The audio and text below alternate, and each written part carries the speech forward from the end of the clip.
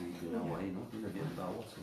Bien, pues vamos a continuar en nuestro estudio a través del libro de Gálatas. Hoy vamos a seguir donde nos quedamos, en el capítulo 5. Recordáis que el apóstol Pablo en ese capítulo comienza exhortándonos a los creyentes, en este caso a los Gálatas, pero como apóstol, su enseñanza es una enseñanza universal. Entonces las epístolas de un apóstol, que son las que tenemos aquí en el Nuevo Testamento, son epístolas que son vinculantes para toda la iglesia, porque el apóstol, los apóstoles, los 12 apóstoles, sin Judas, pero con Pablo, su enseñanza servía de fundamento, como dice el libro de Efesios, el fundamento de los apóstoles y profetas. Entonces, la enseñanza de los apóstoles, aunque es dirigida aquí concretamente a una iglesia, a Gracia, pero es vinculante para toda la iglesia de Cristo, para toda la iglesia universal. Esto es lo que es un apóstol, son los que pusieron el fundamento, ¿no? Y los apóstoles, pues realmente damos gracias a Dios por ellos, porque estamos edificados sobre la doctrina y sobre el fundamento que pusieron estos apóstoles y aquellos profetas que hubo entonces, porque todo lo que se estaba dando debemos tener en cuenta que era revelación nueva. O sea, estaba escrito el Antiguo Testamento, pero el Nuevo Testamento, el canon no se formó hasta los primeros años del segundo siglo. Entonces eran necesarias personas que fueran poniendo fundamentos en las iglesias para los creyentes de aquel entonces, y gracias a Dios, al quedar escrito, sus palabras pues sirven de fundamento para toda la iglesia universal, ¿no? Para toda la iglesia de Cristo. Entonces, cuando Pablo dice está firme en la libertad con que Cristo nos hizo libres, no solo está refiriéndose a los Gálatas, a quien era dirigida la carta, sino está refiriéndose a todo creyente, ¿no? A toda la iglesia universal. Está firme en la libertad con que Cristo nos hizo libres y no estéis otra vez sujetos al yugo de esclavitud, dice ese capítulo 5, ¿no? Y recordaba que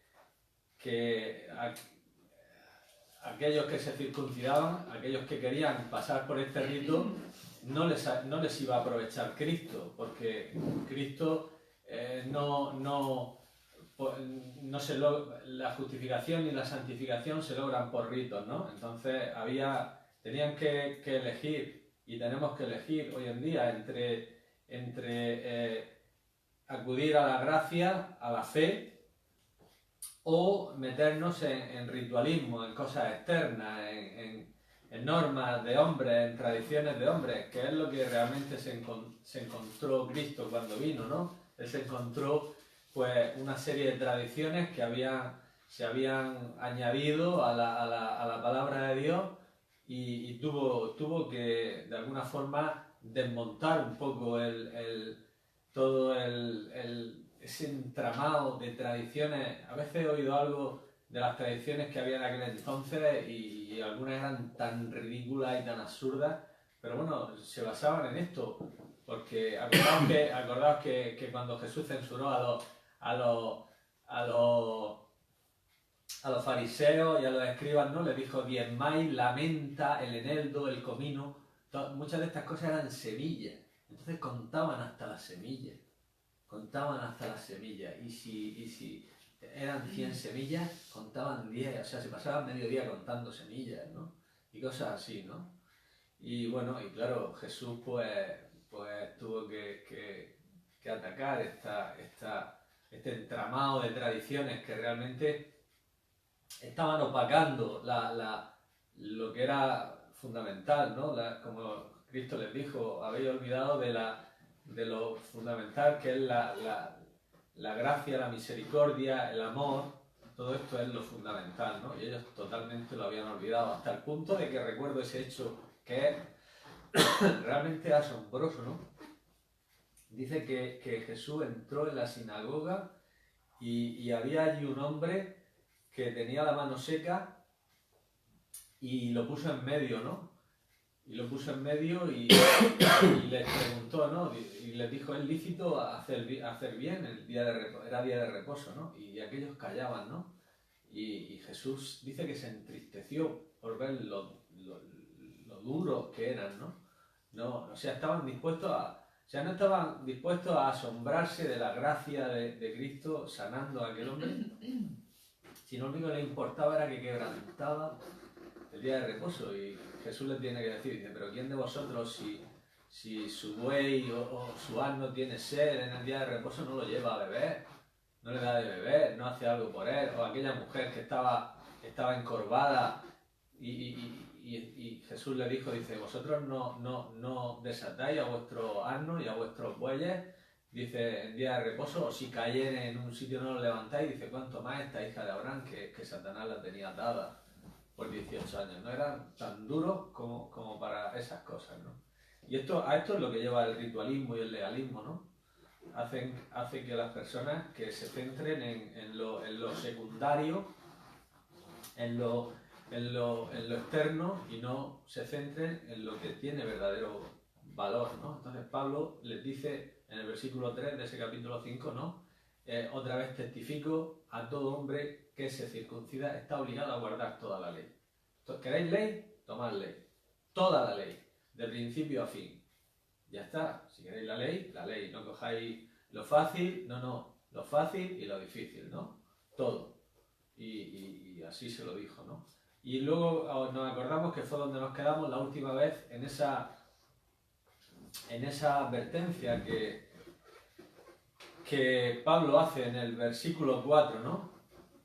Cuando dice, de Cristo os desligasteis los que por la ley os justificáis, de la gracia habéis caído, ¿no? Y os acordáis que vimos el ejemplo del pueblo de Israel cuando en el capítulo 19 de Éxodo cayó de la gracia, ¿no? Escogió la ley. Cuando Dios le dijo a Moisés, vosotros visteis lo que hice con los egipcios, cómo os tomé sobre alas de águila y os he traído a mí, ¿no?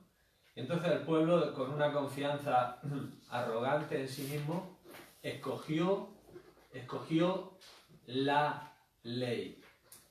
Dijo, todo lo que Dios ha dicho, haremos, ¿verdad?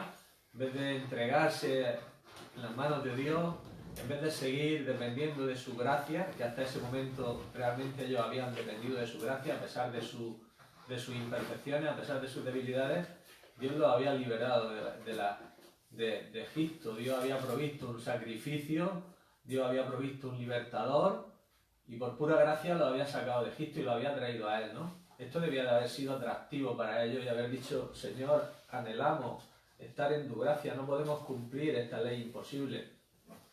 Solo queremos realmente seguir dependiendo de ti y seguir siendo abrazados por tu gracia, ¿no? Pero hicieron lo contrario, ¿no? Dijeron que lo que Dios decía, que lo iban a cumplir todo y que lo iban a hacer. Y ya, pues, desde cuando sube Moisés al monte, ya en el minuto 1 ya estaban quebrantando el primer mandamiento de la ley, ¿no? Se habían hecho un Dios y lo estaban adorando y estaban haciendo allí perversiones y se estaban entregando estaban posiblemente participando hasta en orgías, ¿no? Porque dice que estaban allí regocijándose y posiblemente estuvieron allí pervertidos a más no poder, ¿no? Y bueno, pues esto fue lo que hicieron realmente. En vez de cumplir con la ley de Dios, realmente hicieron todo lo contrario, ¿no? Entonces, pues esta es la elección que tenemos siempre. De una forma muy sutil se nos presenta la ley o la gracia. Vamos a negociar con Dios, tenemos que decirle a Dios que estamos haciendo esto y que merecemos que nos dé esto, o realmente nos humillamos delante de Dios, le decimos que no somos capaces de hacer por nosotros mismos, por nuestras fuerzas, lo que Él nos demanda y dependemos totalmente del Espíritu Santo. Entonces, siempre es la opción que se nos presenta diariamente a los creyentes, ¿no? El creernos que somos algo, que Dios tiene que agradecernos algo y que Dios nos debe algo. Porque claro, si andamos por la ley, como dice Pablo, dice, dice al que obra no se le cuenta el salario como gracia, sino como deuda. O sea, nos pensamos que porque nosotros hayamos hecho esto, porque yo hoy haya hecho esto, Dios me tiene que dar, y entonces, vale, pues ya no es gracia, ya es una deuda que tiene Dios contigo. Si por obra, ya no es por gracia. Si por gracia, ya no es por obra. Entonces, yo creo que siempre es mejor la gracia, ¿no? Y no ponernos bajo el yugo de la ley.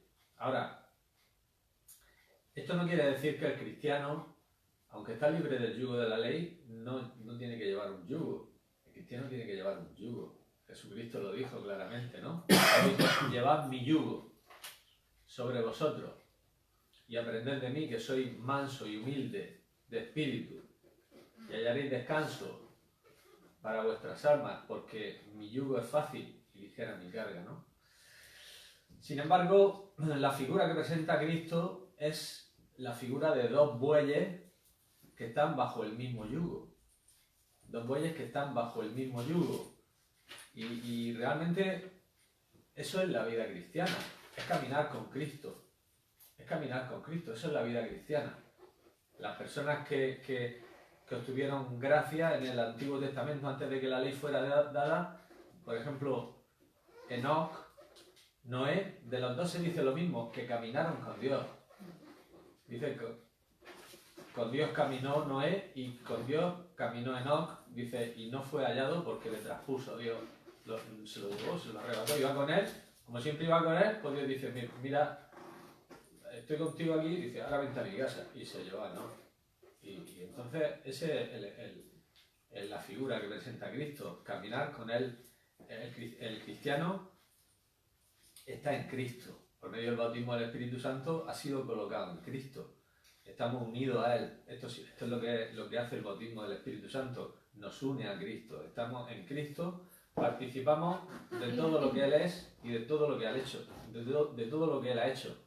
Entonces la figura que presenta Cristo cuando presenta su yugo es que vamos a tener una vida, un servicio, una obra que estamos íntimamente unidos a Él, que estamos estrechamente unidos a Él, que todo lo hacemos con Él, que realmente no nos vamos a salir de ese yugo ni queremos salirnos. A veces por despiste, por orgullo, por lo que sea, nos salimos, pero en el momento que nos damos cuenta y reaccionamos tenemos que decir, Señor, aquí me estrello, o sea, no puedo hacer nada. Sin ti no puedo hacer nada. Sin ti no puedo. Él lo dijo claramente, sin mí nada podéis hacer. Entonces, cuando intentamos hacer algo fuera de Él, pues es un fracaso. Es la carne, y en la carne para nada aprovecha, dice la palabra de Dios. La carne para nada aprovecha. Todo lo que tenemos que hacer es en unión con Él y por Él. Y realmente esto es la vida cristiana, ¿no? Es la vida en el espíritu. La carne, el espíritu es el que da vida, la carne para nada aprovecha. Lo dijo Cristo, para nada aprovecha. Nuestra obra, nuestras palabras, si son en la carne, es que no aprovechan para nada, no sirven para nada. Podemos hacer 1000 obras, podemos decir 10.000 cosas y no va a aprovechar nada si lo hacemos en la carne. El espíritu, ¿no? El espíritu, la dependencia del espíritu, caminar con Él, es eso, ¿no? Es hacer nuestras cosas en unión con Él, es hacer nuestro trabajo en el Señor, como dice 1 Corintios 15, ¿no? Cuando dice, estad firmes y constantes, creciendo en la obra del Señor, siempre sabiendo que vuestro trabajo en el Señor no es en vano. Si hacemos el trabajo en el Señor, no es en vano. Si no lo hacemos en el Señor, es en vano. Podemos fatigarnos, podemos cansarnos, como dice el salmista, ¿no? Dice, si el Señor no construye la casa, en vano trabaja los que la edifican. Si el Señor no guarda la ciudad, en vano vela la guardia. O sea que lo que hacemos fuera de la dependencia y de la confianza en Él, pues no aprovecha para nada, es vano, es perder el tiempo, es andar y pasar nuestra vida en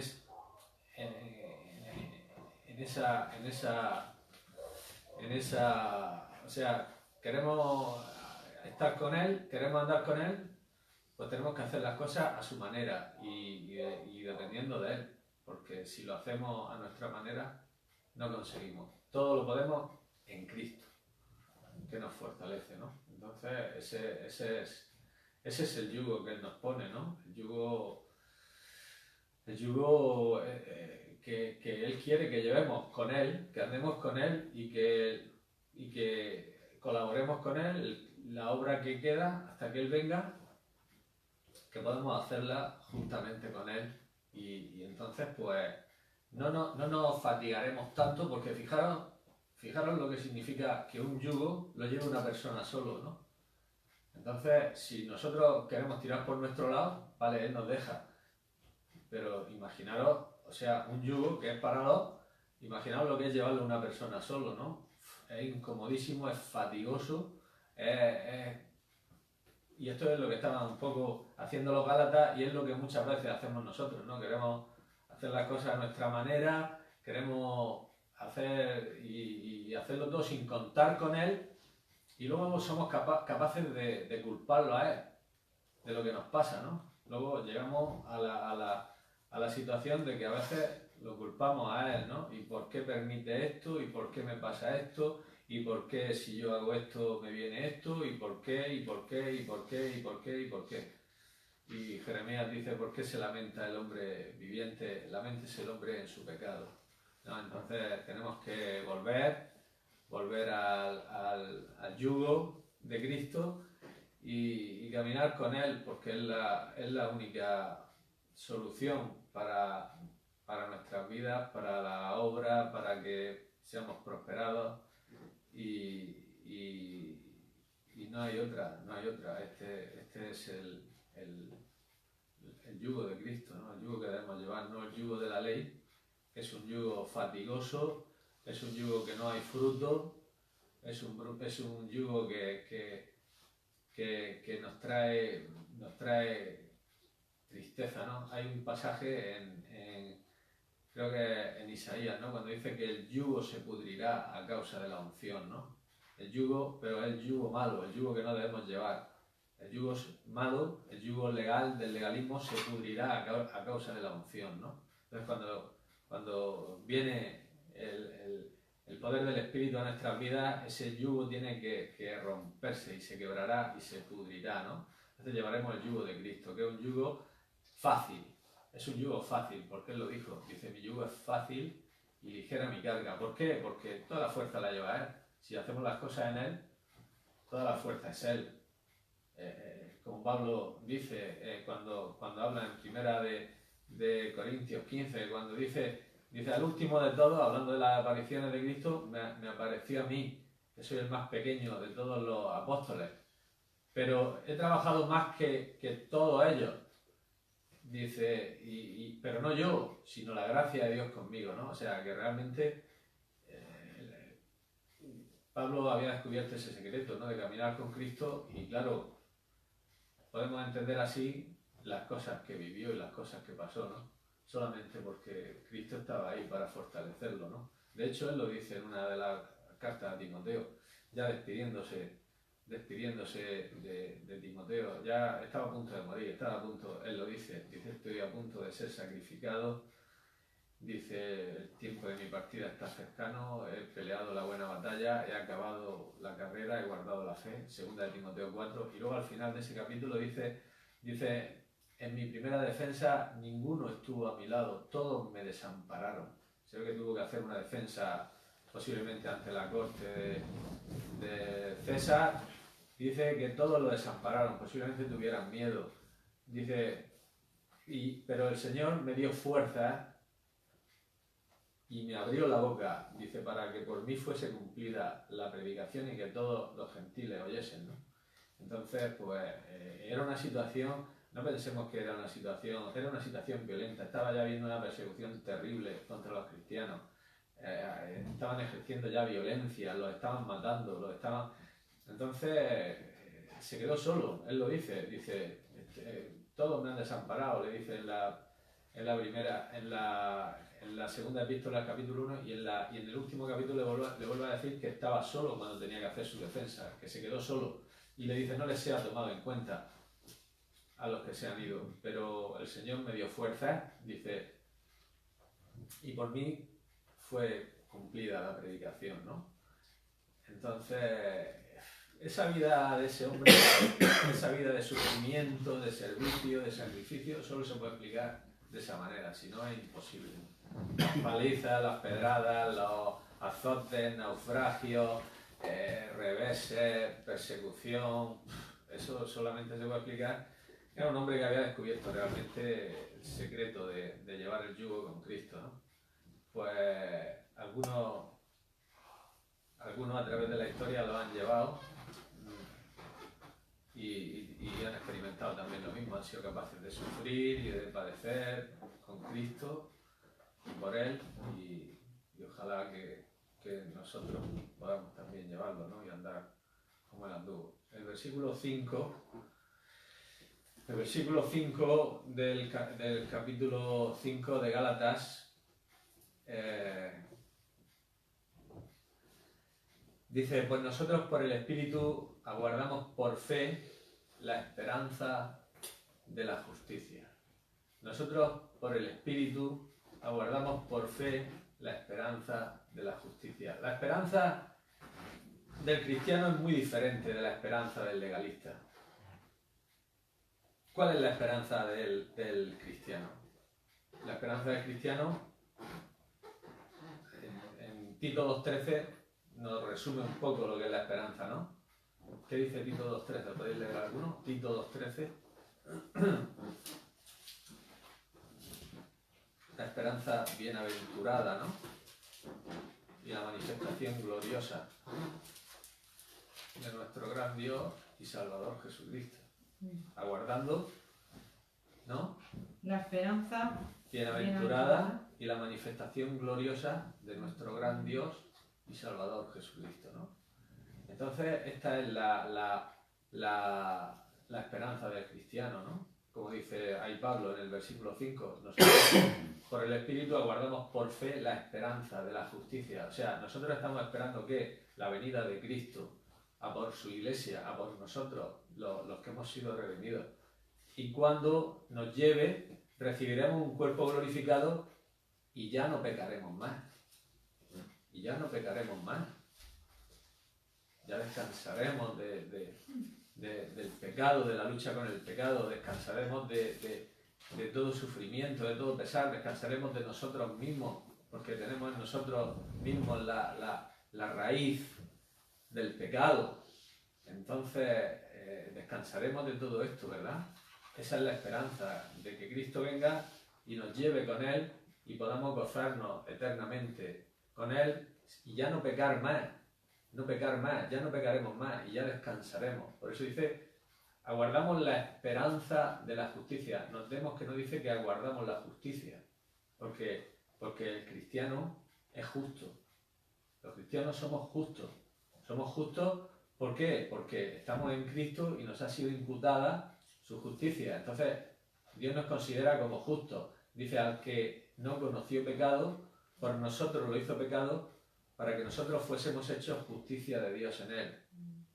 Entonces, Dios nos ve como justos, pero sí aguardamos ese momento en que se nos dé plenamente, se expulse de nosotros la naturaleza caída, o bien por la muerte, o bien por el traslado de los santos, y ya no pequemos más, sino que tengamos una naturaleza, seamos semejantes a Cristo, como dice, amados, ahora somos hijos de Dios, pero aún no se ha manifestado lo que hemos de ser. Sabemos que cuando Él se manifieste seremos semejantes a Él. Es decir, que ya no habrá en nosotros malas inclinaciones, ya no habrá en nosotros inclinaciones pecaminosas, ya no habrá ninguna tentación que pueda llevarnos a pecar, sino que seremos perfectamente justos en nosotros mismos. Seremos perfectamente, hoy en día, aunque Dios nos ve como justos, pero estamos luchando con el pecado que está en nosotros, el pecado que está en mis miembros, que decía Pablo, ¿no? no hago el bien que quiero, sino el mal que no quiero, queriendo hacer el bien hallo esta ley. Entonces llegará el momento que seamos justos en nosotros mismos, por la gracia de Dios. Entonces, eso es lo que estamos aguardando. Aguardamos la esperanza de la justicia perfecta, cuando seremos justos en nosotros. O sea, que ya no tendremos en nosotros ninguna mala inclinación, ningún mal deseo, ningún deseo pecaminoso, ninguna tentación. Esto es maravilloso, esto es maravilloso. Esto no es por algo que esto no lo vamos a conseguir por algo que nosotros vayamos a hacer. Esto lo va a hacer Dios. Es una obra divina, maravillosa. No es por nuestro esfuerzo, no es por el cumplir la ley. Es, como dice ese versículo, por el Espíritu, por la fe. Aguardamos por el Espíritu, por la fe. La esperanza de la justicia. Es decir, lo que nosotros hacemos es acudir a Dios y dejarnos en sus manos para que Él lleve a cabo esta obra gloriosa, ¿no? Es una obra gloriosa, es una obra gloriosa. Mientras que aquel que es legalista, aquel que no se echa completamente en los brazos de Dios, está tratando de alcanzar algo, justicia que es imposible que él alcance. Entonces está ahí luchando por cumplir la ley, por esfuerzos propios, fatigándose, llevando ahí un yugo que no se puede llevar, no se puede llevar, es imposible de llevar, porque lo dijo Pedro en el concilio de Jerusalén. ¿Os acordáis? El concilio de Jerusalén, capítulo 15 de Hechos, se llega al concilio porque los judaizantes estaban tratando de imponer a los cristianos la circuncisión, guardar la ley, tal. Y el primero que habla en ese concilio es Pedro. Y entonces Pedro le recuerda y dice: hermanos, recordad que Dios escogió que por mi boca los gentiles oyesen la palabra, casa de Cornelio, dice, y creyesen, dice, y Dios que conoce los corazones les dio testimonio, dándole el Espíritu Santo, lo mismo que a nosotros al principio. Y ninguna distinción hizo entre nosotros y vosotros. Dice, ¿por qué pues ponéis sobre los creyentes, sobre la cerviz de los creyentes, un yugo que ni nosotros ni nuestros padres hemos podido llevar? ¿Por qué queréis imponer estas cosas, ¿no? Entonces, esas fueron las primeras palabras en el concilio del apóstol Pedro, ¿no? Entonces, es imposible mejorar la justificación por nuestras obras. Es imposible mejorar la santificación por nuestras obras. Solo podemos acudir a Dios para que Él lo haga por el Espíritu, por la fe. Por el Espíritu, por la fe. No hay otro camino, no hay ninguna cosa que podamos hacer, que podamos lograr para tratar de obtener el favor de Dios, para que Dios nos pueda amar más. Dios nos ama porque estamos en Cristo. Somos aceptos porque estamos en Cristo. Somos justos porque hemos sido hechos justicia en Cristo. Entonces todo lo tenemos en Él. Todo lo tenemos en Él. Tenemos que estar en el reposo de Dios. Este es el reposo que nos habla Hebreos, que le está hablando el escritor de Hebreos a aquellas personas en el capítulo 4. Procuremos entrar en el reposo para que ninguno caiga en semejante ejemplo. El que ha entrado en su reposo ha reposado, dice en el versículo 10 de ese capítulo 4. El que ha entrado en su reposo ha reposado de sus obras, como Dios de las suyas. Entonces hemos reposado, hemos reposado de nuestra obra. Ya nuestras obras son en Dios, son obras como dijo Aldo el otro día, ¿no? ¿Os acordáis que dijo que son obras que han sido, somos hechura suya, creados en Cristo Jesús desde antes de la fundación del mundo, y vamos a hacer las obras que Él ha preparado de antemano para que anduviésemos en ellas? Somos hechura suya, creada en Cristo Jesús para buenas obras, las cuales Dios preparó de antemano para que anduviésemos en ellas. Hemos sido salvados para andar en una obra que son las que Dios ha preparado para nosotros. No otras, sino las que Dios ha preparado para nosotros. A mí me gustaría ser John MacArthur, pero no lo soy. Estoy aquí, él está allí en Estados Unidos y yo estoy aquí. Entonces, Dios le ha encomendado una obra y doy gracias a Dios por su obra, y yo estoy aquí y yo tengo que hacer la obra que Dios ha preparado para mí. A veces nos sentimos tentados a a decir, me gustaría estar con este allí, o tal, o ser como este, o ser como el otro, pero es que no lo somos, es que no lo hemos elegido. En la soberanía de Dios, Dios nos ha puesto donde ha querido, en el tiempo que ha querido, ha determinado el orden de los tiempos para nuestra vida, los límites de nuestra habitación, y ahí nos ha puesto, y ahí Dios nos ha puesto unas obras que son las que tenemos que hacer. A lo mejor no son tan vistosas como las de otros hombres, y a lo mejor no son, no sé, no tienen el alcance que puedan tener otros, pero Dios nos ha puesto para hacer una obra. Tenemos que querer hacer las obras que Dios ha hecho, las obras que Dios ha hecho para nosotros, no sentir envidia de otras personas, ni tratar de imitar a alguien, que esto es muy fácil, sin darnos cuenta caemos en ese. Yo he caído muchas veces, entonces tenemos que llevar ese cuidado de decir, Dios ha hecho una serie de cosas para nosotros y son las que realmente son válidas. Y muchas personas por querer hacer cosas que Dios no quería que esas personas las hicieran, pues han salido completamente de la voluntad de Dios. Y ha sido un fracaso, ¿no? Cuando leo los últimos capítulos del libro de Jueces, me doy cuenta de que es una situación muy parecida a la que se vive hoy en la cristiandad, ¿no? Es una situación muy parecida. Personas saliendo de su lugar. Dice que había un levita que salió de su pueblo y llegó a un sitio donde un hombre había hecho una imagen de talla, y este hombre le dijo, oye, ven aquí que va a ser sacerdote y tal, y este hombre pues, le pagaba su sueldo y muy contento y se quedó allí. Pero es que luego llegó una tribu que andaba buscando ciudad, la tribu de Dan, y se encontró con este hombre y le dijo, oye, es mejor que sea sacerdote de una tribu que no de un hombre solo, vente con nosotros. Y dice que se puso muy contento y se fue con ellos.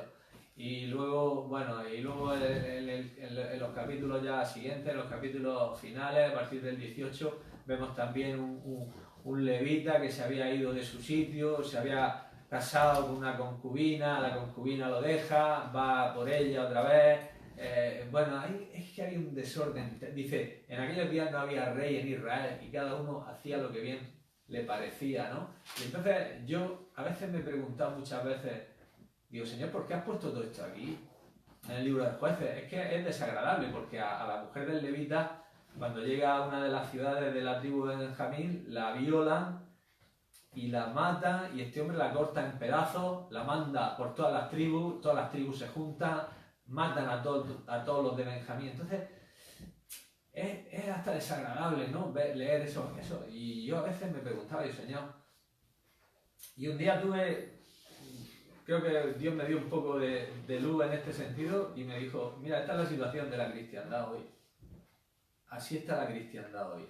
Cada uno hace lo que bien le parece. No hay rey, mi hijo no lo toman en cuenta, o sea, no lo tomamos en cuenta, no nos vamos a escapar aquí nadie, no lo tomamos en cuenta, cada uno hace lo que bien le parece, y así está este es el desorden que hay.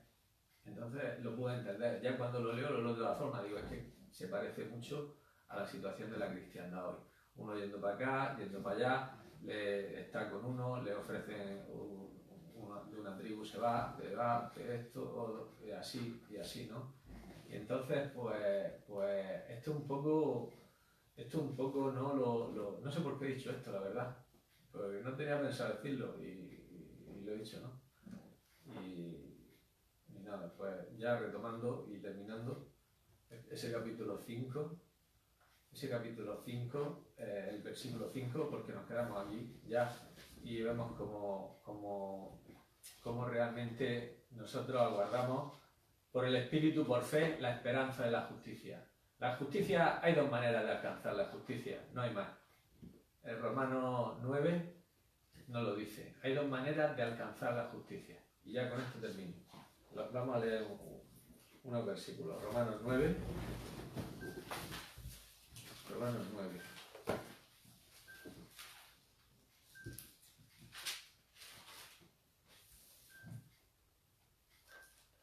Versículo 30. Dice, ¿qué pues diremos? que los gentiles que no iban a entrar en la justicia, ¿lo tenéis o no? Sí. ¿Qué pues diremos? Esa es la pregunta. Y ahora dice la respuesta. Que los gentiles que no iban a entrar en la justicia han alcanzado la justicia, es decir, la justicia que es por fe. Mas Israel, que iba tras una ley de justicia, no la alcanzó. ¿Por qué? Porque iban tras ella no por fe, sino como por obras de la ley, pues tropezaron en la piedra de tropiezo, como está escrito: he aquí pongo en Sión piedra de tropiezo y roca de caída, y el que creyere en él no será avergonzado. Hermanos, ciertamente el anhelo de mi corazón y mi oración a Dios por Israel es para salvación, porque yo les doy testimonio de que tienen celo de Dios, pero no conforme a ciencia, porque ignorando la justicia de Dios y procurando establecer la suya propia, no se han sujetado a la justicia de Dios, porque el fin de la ley es Cristo para justicia a todo aquel que cree. Aquí tenemos las dos únicas formas de alcanzar la justicia. Israel, por medio de las obras que la ley prescribía, que fue un fracaso.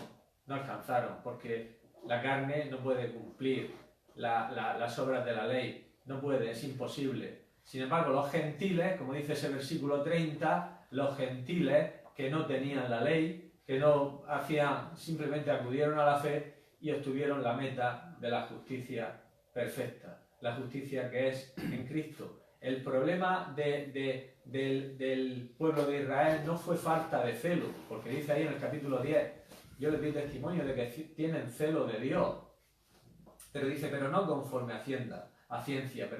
Es decir, fue ignorancia de aquella justicia que Dios quiere atribuirnos en Cristo.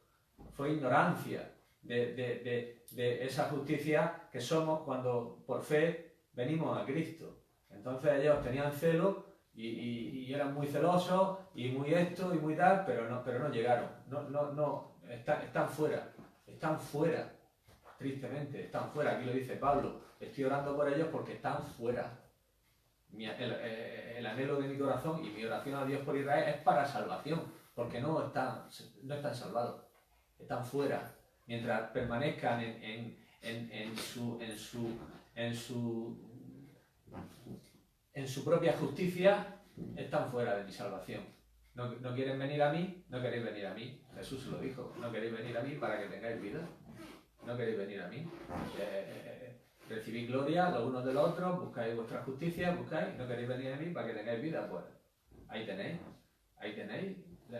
estáis fuera de la justicia de Dios. La justicia de Dios no se puede alcanzar por obras ni por vuestros méritos. Ahora, una vez que la persona ha sido salvada, entonces esa persona es capacitada por el Espíritu para andar en esas obras que Dios tiene para él, pero no por el esfuerzo propio de decir voy a conseguir ser apto o ser aprobado o obtener el favor de Dios, porque esto no lo podemos hacer ninguno. Ninguno llegamos.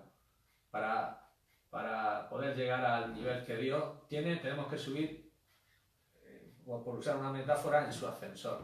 Y su ascensor es Jesucristo. Tú cuando vas en un ascensor, ¿haces algo? ¿Escalas? ¿Estás dentro del ascensor escalando? ¿O estás agarrándote al techo para subir más? ¿No? Lo único que haces es ¡pum! Y subes. Entonces, esto es el ejemplo, ¿no? Hay otros que suben trepando, pero no llegan porque en Babel no llegaron. En Babel quisieron ellos llegar y quisieron, pero que va, no llegaron. Dios no acepta nada. Dios los desechó totalmente, ¿no? Y lo esparció, porque no llegan, vamos, ni a nada. La única manera es esa, es el único camino, que es Cristo, ¿no? Cristo, cuando Cristo habló de los dos caminos, si veis el contexto, no estaba hablando a inconversos. Sí, estaba hablando a inconversos, pero estaba hablando a religiosos. Lo que Cristo desmontó porque eso está al final del discurso del Sermón del Monte, Mateo 5 al 7. Entonces, lo que Cristo estaba desmontando en el Sermón del Monte era la religión falsa. Entonces, aquí, en los dos caminos, lo que está señalando es el camino de la falsa religión y el camino verdadero, ¿no? Todo el discurso del Monte de los Olivos es, o sea, del monte, el Sermón del Monte, Mateo 5 a 7, es desmontar la falsa religión, la falsa religión. Oíste que fue dicho, no cometerá adulterio, pero yo os digo, el que mira a una mujer para codiciarla ha adulterado. Oíste que fue dicho esto, y Jesús les desmonta, ¿no? Cuando ayunéis, no hagáis así, cuando oréis, que no os vean, cuando oréis, que cierra en tu habitación, no hagáis nada para ser vistos, porque todo esto es falsa religión. Entonces al final habla de dos caminos, y un camino es el camino que al hombre le parece derecho, porque es un camino religioso, es un camino que de alguna forma tiene apariencia pero es camino de muerte, es camino de muerte. Entonces el camino de un perverso, sabemos que ese camino es un camino malo, pero aquí está hablando de un camino que al hombre le parece derecho, como dice Proverbios, de un camino que es recto al hombre, que es recto, que envuelve una etiqueta de alta estima, que envuelve ritualismo, que envuelve ceremonias, que envuelve la membresía de iglesia, que envuelve esto, que envuelve tal, pero que al final es la muerte. Es un camino que el hombre quiere usarlo para llegar al cielo, pero es la muerte. Entonces, el único camino para justificación, para santificación, es Cristo. Y el que entre por ese camino, por torpe que sea, no se saldrá, ¿no? No se saldrá. Este es el camino que Dios nos ha puesto delante. Amén.